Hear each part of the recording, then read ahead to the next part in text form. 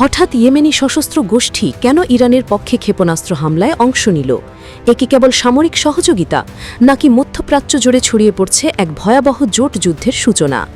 সম্প্রতি ইরান ও ইসরায়েলের মধ্যকার উত্তেজনা যখন নতুন মাত্রায় পৌঁছেছে, ঠিক তখনই এক চমকে দেওয়া খবর, ইরানের পক্ষে সরাসরি ক্ষেপণাস্ত্র হামলায় যোগ দিয়েছে ইয়েমেনের হুথি বিদ্রোহী গোষ্ঠী। হুথিদের সামরিক শাখা আনসারুল্লাহ ব্রিগেড জানিয়েছে, তারা মধ্যপ্রাচ্যে মুসলিম জাতির ঐক্যের স্বার্থে ইরানের সঙ্গে কাঁধে কাঁধ মিলিয়ে যুদ্ধ করবে।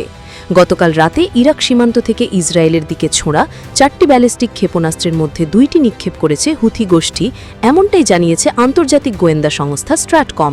এই ঘটনায় ওয়াশিংটন, তেল আবিব ও রিয়াদে তীব্র উদ্বেগ ছড়িয়ে পড়ে। বিশ্লেষকরা বলছেন, এটি কেবল একটি আঞ্চলিক সহযোগিতা নয়, বরং এটি এক ভয়াবহ ট্রান্সন্যাশনাল মিলিটারি অ্যালায়েন্সের স্পষ্ট ইঙ্গিত, যার নেতৃত্বে রয়েছে ইরান। এদিকে ইসরায়েল দাবি করেছে, তারা আয়রন ডোম প্রযুক্তি ব্যবহার করে ক্ষেপণাস্ত্র প্রতিহত করেছে, তবে বেশ কয়েকটি ক্ষেপণাস্ত্রের ধ্বংসাবশেষ ইসরায়েলের দক্ষিণাঞ্চলে পড়েছে, যার ফলে বেশ কিছু বেসামরিক ব্যক্তি আহত হয়েছে। ইয়েমেনের এই হস্তক্ষেপ মধ্যপ্রাচ্যের যুদ্ধ পরিস্থিতিকে করে তুলেছে আরও জটিল ও অনিশ্চিত। অনেকেই মনে করছেন, ইরানের একার লড়াই আর নেই, এখন এটি একাধিক রাষ্ট্র ও অরাষ্ট্রীয় গোষ্ঠীর সম্মিলিত প্রতিরোধের রূপ নিচ্ছে। ভৌগোলিকভাবে আলাদা হলেও আদর্শগতভাবে একে অপরের ঘনিষ্ঠ এই গোষ্ঠীগুলোর এমন সংহতি পশ্চিমা কৌশলবিদদের ঘুম কেড়ে নিয়েছে। এরকম আরও গুরুত্বপূর্ণ নিউজ পেতে সাবস্ক্রাইব করুন এখনই।